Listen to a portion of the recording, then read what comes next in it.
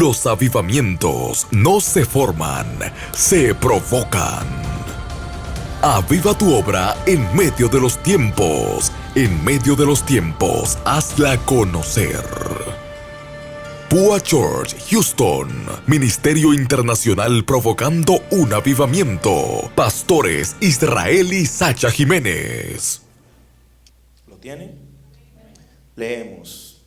Y cuando Herodes le iba a sacar, aquella misma noche estaba Pedro durmiendo entre dos soldados, sujeto con dos cadenas, y los guardas delante de la puerta custodiaban la cárcel. Y es aquí que se presentó un ángel del Señor, y una luz resplandeció en la cárcel, y tocando a Pedro en el costado, le despertó diciendo: levántate pronto. ¿Qué le dijo? Levántate pronto. Levántate pronto. Y las cadenas se le cayeron de las manos. Le dijo el ángel: cíñete y átate las sandalias. Y lo hizo así. Y le dijo: envuélvete en tu manto y sígueme. Diga conmigo: en medio de mi crisis. Vamos, denme más ánimo para predicar. Diga conmigo: en medio de mi crisis. Diga conmigo: en medio de mi crisis. Más fuerte: en medio de mi crisis. Amén. Pueden sentarse. No se siente en la silla. No se siente en la silla, siéntese en la presencia de Dios. Algunos me miraron medio raro. ¿Y dónde nos vamos a sentar, pastor? Siéntese en la presencia de Dios. Que si se siente en la presencia de Dios, no se aburre. Si se siente en la presencia de Dios, no he comenzado y no quiere que yo termine. Si se siente en la presencia de Dios, quiere recibir más, más y más. Diga conmigo: en medio de mi crisis. Levanten la mano las personas que alguna vez han pasado por una crisis. Todos alguna vez hemos pasado por una crisis. ¿Qué significa crisis? Crisis significa cambio que se desarrolla en medio de un proceso que da al lugar una inestabilidad. Es una situación complicada, difícil. En otras palabras, también cuando se habla de crisis, se habla de escasez. Vuelvo y repito, es un cambio producido en medio de un desarrollo y en medio de un proceso que da lugar a una inestabilidad. Es decir, que muchas veces la crisis nos desenfoca. Muchas veces la crisis produce desbalanceo. Muchas veces una crisis, cuando se manifiesta, viene para desanimarnos. Ahora bien, usted no nace con una crisis, pero las crisis se producen en el transcurso de la vida mientras usted está progresando. Es decir, que las crisis muchas veces se efectúan después de ya usted tener una bendición.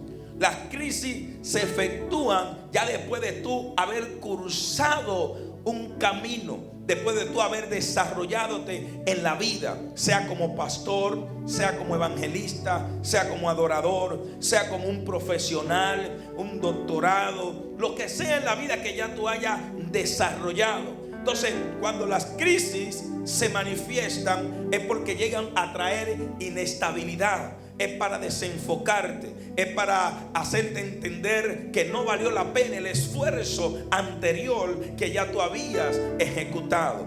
Entonces podemos entender a través de esto que las crisis se manifiestan después estando sano. Es decir, un matrimonio bendecido y que de momento se presente una crisis, una iglesia en avivamiento y de que de repente se presente una crisis. Es como decir alguien con un buen trabajo y de repente se presente una crisis. La crisis es la interrupción, ¿no?, muchas veces de la bendición. Es decir, que las crisis muchas veces llegan para desenfocarnos, para interrumpirnos. Y en la Biblia podemos encontrar varios pasajes bíblicos que nos muestran y nos enseñan lo que es una crisis.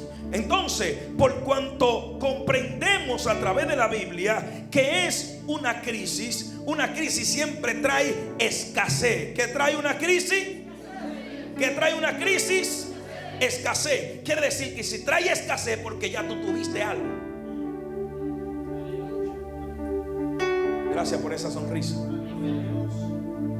Es decir, que muchas veces quizás somos hereditarios de crisis. Pero mayormente donde quiero enfocarme son aquellas crisis que llegan cuando ya tú estás bendecido. Porque todo el mundo adora a Dios mientras está bendecido. Pero cuando se manifiesta la crisis, así mismo escasean las alabanzas. Gracias por su entusiasmo. Gracias por esa gloria a Dios que no es para mí, es para el Rey de Reyes y Señor de Señores. Lo que le estoy estableciendo de parte de Dios es que la crisis mayormente trae escasez. Y una escasez es algo que hace falta, es algo que se acaba, es algo que se va terminando. Es más, le voy a decir un detalle que quizá usted no se había chocado con esto, pero en realidad muchas veces estuvimos equivocados pensando que en los desiertos no hay agua. En los desiertos sí hay agua. El secreto y el misterio de los desiertos es que no son habitables. No es para vivir allí, no es para montar una empresa, no es para montar una iglesia, no es para montar una casa. Los desiertos no son aptos para vivir allí. Los desiertos significa no habitable. No quiere decir que no hay agua, porque muchas veces por debajo de la tierra está pasando agua. En el lugar que menos tú conoce está pasando agua. Mi padre cavó aproximadamente como 100 pies hacia abajo y encontró un pozo, y ese pozo hoy en día fluye agua en nuestra casa, y se puede ir el agua alrededor, y en la casa de nosotros nunca se va el agua. Es decir, que usted puede estar en un desierto y debajo esté pasando un manantial de agua. Es decir, que los desiertos no quiere decir que no hay agua, sino que no es habitable para personas. Y quizás tú estás pasando un desierto donde necesitas una mano amiga, donde necesitas a alguien que venga a ayudarte, pero no tienes a nadie. Ni siquiera tu sombra te ayuda, porque si te quejas, tu sombra se queja. Si te lamentas, tu sombra se lamenta. Si te postras, tu sombra se postra. Pero qué bueno es que aún en medio del desierto podemos encontrar un Cristo vivo, que donde otros murieron, Él pudo vencer. Por eso es que nosotros tenemos que creerle a Dios todo el tiempo, porque Él ha sido un sobreviviente en los desiertos y no permitirá que sus hijos puedan pasar el proceso sin aprender algo de ellos. Así que yo vengo a decirte de parte de Dios: el desierto que está pasando no es para que mueras en él, es para que lo pases y salgas victorioso. Alguien dice amén aquí.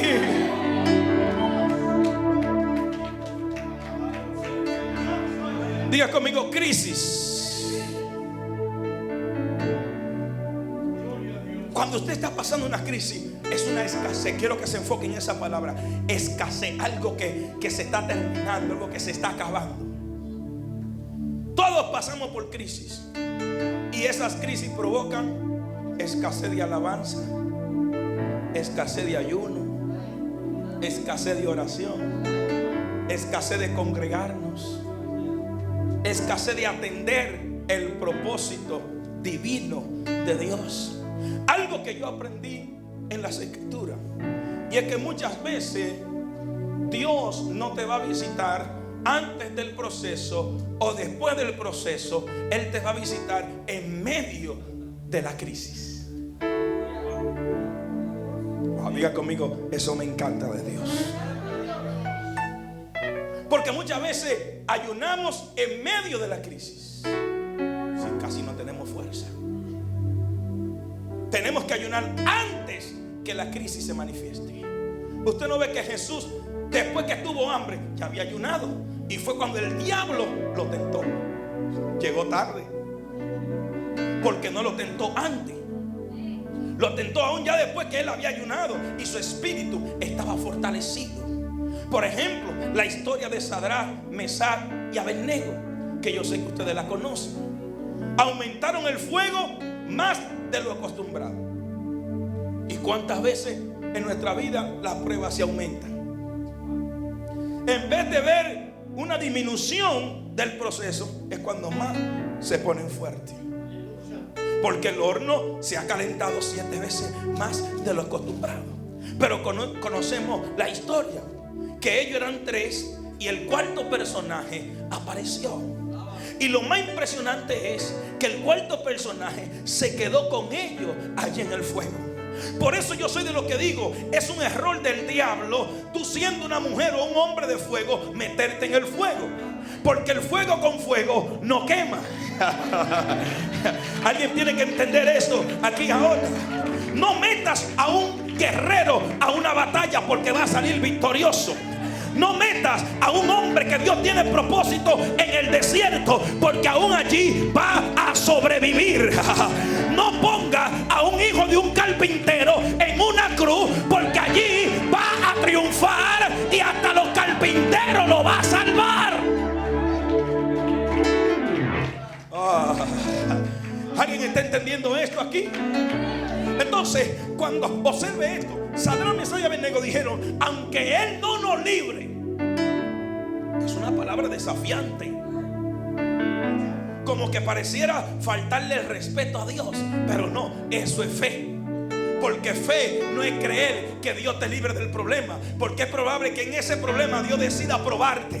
Fe es creer que aunque Dios no te libre del problema, tú sigas creyendo que Él te llamó, que Dios está contigo, que Dios es poderoso y que Dios traerá los recursos necesarios para que tú salgas victorioso. Diga conmigo: en medio de mi crisis. Dios no te va a sacar antes de la crisis. Dios no te va a sacar después de la crisis. Dios te va a sacar en medio de la crisis. Dios no te va a visitar antes ni después, porque no tiene sentido. Porque Él es experto demostrando que Él es Rey de reyes y Señor de señores. Él es experto demostrando que las tormentas no le detienen. Todo lo contrario, Él es el tormento de la tormenta. Por eso Jesús apareció en medio de la tormenta. No fue después, no fue antes. Él le dijo a sus discípulos: váyanse adelante, porque yo sé cuándo yo voy a entrar al escenario. Así que si tú estás pasando por una crisis, prepárate. Fue que Dios le habló a la crisis y le dijo: vete adelante, que yo sé cuándo. Alguien tiene que adorar a Dios en esta hora. Yo sé cuándo voy a entrar.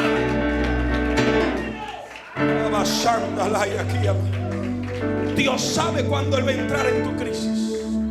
No te vas a morir, no te vas a ahogar, vas a salir victorioso. En medio, como dice un amigo mío, mi hijo espiritual, Eric, él dice: Dios no te va a sacar del problema, Él se va a meter dentro del problema. Porque Él va a demostrar quién Él es Dios. ¿Cuántos han visto la mano poderosa de Dios en medio de sus crisis? Y la vamos a seguir viendo si seguimos creyendo. Diga conmigo: en medio de mi crisis. Por eso esta historia que hemos leído acerca de Pedro, la Biblia dice que estaba encarcelado. Dice que sus manos estaban atadas. Dice que estaba en lo más adentro del calabozo. Dice que estaba en un proceso tan fuerte que hasta guardias tenía. Imagínense si se durmió en medio de los dos guardias. Se durmió en medio de los dos guardias. Porque en vez que de una almohada de esponja o lo que sea tu descansar, eran dos guardias. Él estaba rodeado de guardias. No encontraba qué hacer, no encontraba para dónde salir. Estaba bien protegido.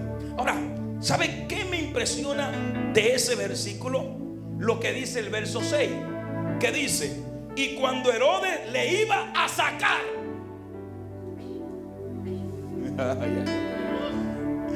Cuando Herodes lo iba a sacar, no se sabe si era para dejarlo en libertad. No se sabe si era para cambiarlo de celda. o de cárcel, porque muchas veces el enemigo, tú piensas que viene a ayudarte y es a meterte en un problema más grande que el que tú estás viviendo. Así que deja de estar consultando a los brujos. No consultes a los hechiceros, porque tú crees que te van a sacar de un problema y es que te van a meter en otro problema. Y en ese mismo momento que Herodes dijo, hay que sacarlo, ya Dios le dijo al ángel, hey, desciende rápido, que Herodes también dijo que lo quiere sacar, pero nosotros lo vamos a sacar primero, porque el diablo te promete libertad, pero es para atarte más. Pero cuando Cristo te promete libertad, es para que seas verdaderamente libre, libre, libre, libre. Oiga bien, deme 10 minutos más. ¿Me dan 10 minutos más? Porque no me gusta cansarlo de lo que lo pone a descansar. Oiga bien, oiga bien. Ahora, cuando el ángel llega, tocó a Pedro. No lo tocó en la cabeza, no lo tocó en los pies, no lo tocó en la mano. Ven acá, dicho. Ven acá. Levanta tu mano. ¿Qué tú sientes ahí? ¿Tú sientes coquilla ahí? ¿Te da? ¿Seguro? Alguien tiene que estar celebrando esto aquí. Levanta la mano otra vez. ¿Te da cosquilla, dicho? ¿Seguro? ¿De verdad? Ah, pues eres humano, no eres un robot. ¿Verdad que le da cosquilla? Esto es una palabra profética. No lo tocó en la mano, no lo tocó en la cabeza, no lo tocó en los pies. Dice la Biblia que lo tocó en el costado. El ángel le estaba diciendo a Pedro, Pedro, comienza a reírte. Comienza a celebrar tu victoria. Alguien tiene que estar entendiendo lo que estoy hablando. Dile al que está a tu lado, me están haciendo cosquillas. Si el diablo pensó que te está hiriendo, te está haciendo cosquillas, porque tu victoria se aproxima. Alguien tiene que levantar su mano y decir, se aproxima mi victoria. Dile al que está a tu lado, no estoy llorando, me estoy riendo. Ahora bien, ¿a dónde fue? ¿Dónde fue que a Jesús lo traspasaron? Le traspasaron ¿qué? El costado. Y de allí salió agua y ¿qué? Y sangre. Entonces, cuando el ángel le estaba tocando, estaba revelando un código de lo que se reveló en la cruz del Calvario. El ángel le estaba diciendo a Pedro, Pedro, tú no fuiste llamado para quedarte en una cárcel, porque ya tú naciste en la cruz del Calvario. Así como la mujer que bota agua y sangre, así Cristo botó agua y sangre en el nuevo nacimiento de la iglesia. Así que prepárate, porque el próximo ángel te va a tocar en el costado como señal de libertad y nacimiento.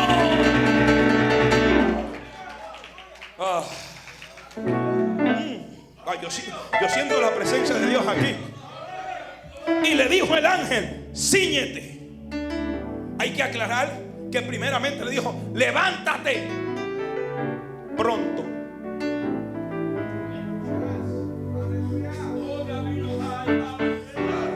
Me imagino a Pedro y el ángel, ¡hey! Levántate, pero pronto. Pero hay gente que son así.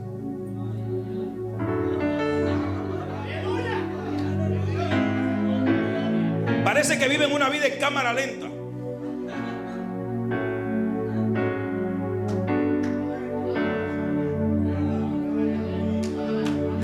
Suelta esa vida de en cámara lenta, porque no es tiempo de cámara lenta, es tiempo de aceleramiento. Es tiempo de aceleramiento. Tus bendiciones no puedes ir con una lentitud a arrebatarla. Tienes que ir con autoridad y tomarla en el nombre de Jesús. Es pronto. Esa parte te corresponde a ti. El ángel te va a tocar, pero lo demás lo haces tú. ¿O qué tú pensaste que Dios es tan tonto que le vas a dejar todo a Él? No. Tú tienes que poner de tu parte. ¿Tú quieres que Dios te use? Comienza a buscarlo en ayuno y oración, a leer su palabra, a ser obediente a su palabra. ¿Están aquí o ya se fueron? Entonces tú tienes que entender este principio que es muy poderoso. Le dijo, cíñete y átate las sandalias. Las sandalias son el apresto del evangelio. El ángel le estaba diciendo, hey, hay lugares nuevos que tú nunca has ido. Hay bendiciones nuevas que tú nunca las has pisado. pero tienes que amarrarte bien la sandalia. Tienes que atarte bien la sandalia. Y le dijo, cíñete. Ceñirse significa apretarse bien. En este evangelio hay que apretarse bien los pantalones y bien la falda. En otras palabras, es que tú puedes estar desahogado de ropa, pero tienes que estar apretado en el espíritu. ¿Alguien está entendiendo esto? Ceñirse significa retomar tus armaduras, retomar tu manto, retomar tu llamado profético. ¿Qué dice la Biblia? Herodes buscaba a los niños que habían nacido. ¿De cuántos años para abajo? De 2 años para abajo. Ahora, ¿pero por qué le preocupaba tanto a Herodes que un niño le iba a quitar el reinado? Wow, verdaderamente que ese niño portaba algo poderoso. Porque atemorizarme por un niño, asustarme por un niño, como he dicho anteriormente, dice la Biblia que unos pastores y magos, una estrella lo condujo. ¿Qué fue lo que lo condujo? Usted han ido a Hollywood, que en Hollywood hay estrella en el piso. Han pisado esas estrellas, que hay personas que observan las estrellas, gente que están en los premios Guinness, gente que han logrado mucho en la vida, gente que se han ganado buenas películas, gente que se han ganado el favor de la gente, famosos que tienen su estrella y la gente quiere tirarse fotos con ellos. Hay otros que se quieren tirar, ¿cómo que se llama esto? Un selfie con ellos y que salga la estrella. Esto es lo que me encanta de Jesús. A Jesús nunca le han puesto una estrella en Hollywood, porque la estrella de Jesús que guiaba a los magos estaba en el cielo. Para tú poder ver la estrella de Jesús, no tienes que mirar para abajo, tendrás que mirar para arriba. Así que hoy Dios te dice, el próximo selfie no te lo vas a tirar mirando para abajo, tienes que tirártelo de abajo mirando para alaba a Dios si puede en esta hora. Es que el Rey tuyo está en los cielos. Oh, el Todopoderoso está en los cielos. Todo era profético, anunciaba una revelación. Y Jesús, dice la Biblia, que estaba envuelto en pañales. ¿Envuelto en qué? Ok, cuando usted lee la Torá, se encuentra con un lenguaje distinto. Y la Torá dice, y él estaba envuelto en ropa sacerdotal.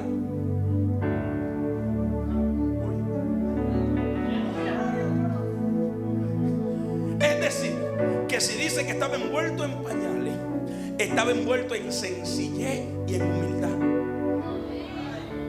Por eso que Herodes nunca lo iba a encontrar, porque un orgulloso nunca se encuentra con un humilde.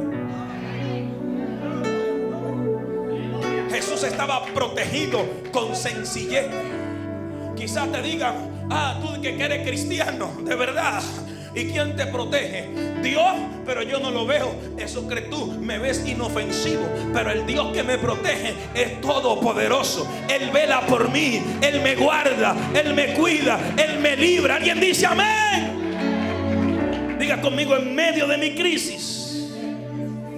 Y el ángel, en medio de la crisis de Pedro, lo libertó. Pero dice la Biblia, y la iglesia hacía oración por Pedro. No era que Pedro era el más lindo, no era que Pedro era especial, era que había un pueblo de rodillas. Para que ustedes vean por qué la iglesia tiene que orar, porque aún nosotros los ministros pasamos por crisis fuertes, que lo único que nos va a libertar es la oración de un pueblo que busca a Dios. Porque muchas veces hay personas que se ocupan tanto que ya no oran, ya no ayunan, ya no leen la Biblia, dependen de otros. Yo no quiero ser así. Y el día que yo esté así, ore por mí, porque necesito restaurarme con Dios. La iglesia hacía oración a Dios por Pedro. Y cuando Pedro llegó a la puerta que tocó, dice que una joven, ¿dónde está Poa Generation? ¿Dónde está Poa Generation? Ignoraron a la joven, pero la joven fue la primera en darse cuenta que Dios libertó a Pedro. Y la joven fue con buena noticia y dijo, es Pedro. Y los que estaban adentro dijeron: Pedro, pero Pedro está encarcelado, entonces ¿para qué oras? Una joven se dio cuenta. Por eso es que yo creo en la juventud de este tiempo. Cuando otros digan que no hay esperanza, yo creo en la juventud de este tiempo. Creo que esta juventud se levanta. Y óigame, la juventud de este tiempo será la primera en darse cuenta del nuevo mover profético que está tocando a la puerta. ¿Dónde está esa juventud que dice: yo lo creo? En medio de mi crisis, busque su Biblia en Jeremías 33:1, porque quiero confirmarlo con la palabra. Jeremías 33.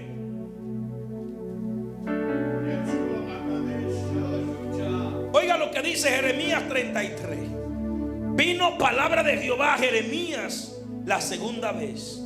Pero oiga lo que dice: estando él aún preso en el patio de la cárcel, diciendo: así ha dicho Jehová, que hizo la tierra, Jehová que la formó para firmarla, Jehová es su nombre. Y el verso 3: clama a mí y yo te responderé y te enseñaré cosas grandes y ocultas que tú no conoces. Alguien tiene que atrapar esta palabra. El proceso que tú nunca has vivido traerá una revelación que tú nunca has experimentado. Dios le dijo a Jeremías: hey, clama a mí, porque este proceso nuevo va a sacar algo nuevo, va a sacar algo poderoso. Así que en medio de tu crisis, así como Jeremías, que Dios lo visitó en medio de ese proceso de cárcel, allí lo visitó la voz de Dios. Así que en medio de tu enfermedad, en medio de tu caos, en medio de tus circunstancias, en medio de tu batalla, en medio de tu lucha, Dios te va a visitar. Alguien tiene que creerlo conmigo. Diga conmigo: Dios me va a visitar. En medio de mi crisis, Dios me va a visitar. Lo mismo sucedió con una mujer, Agar, que dice la Biblia que huía en el desierto.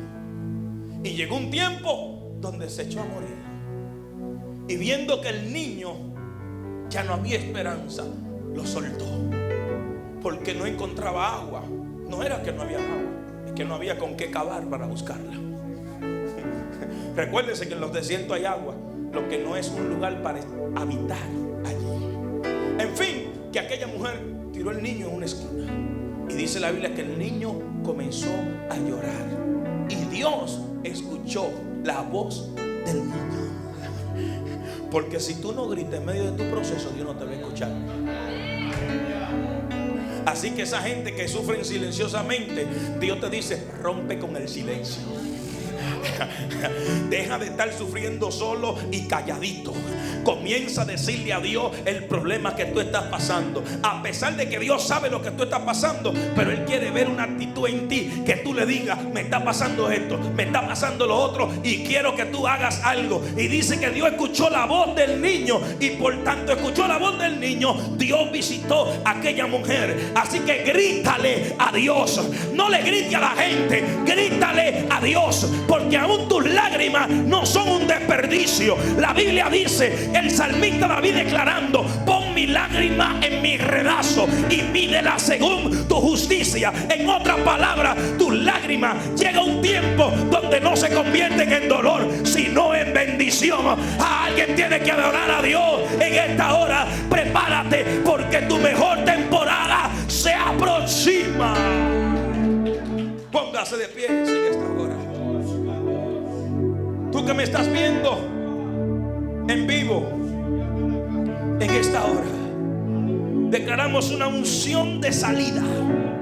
Declaramos que Dios trae los recursos y te visita en medio de tu crisis, en medio de tu proceso, en medio de tu batalla, en medio de tu problema.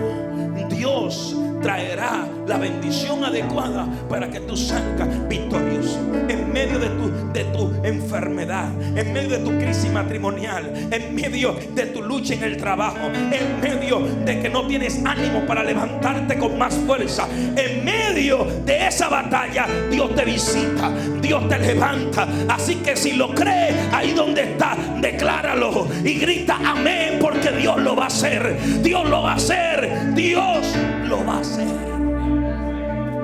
Levante su mano.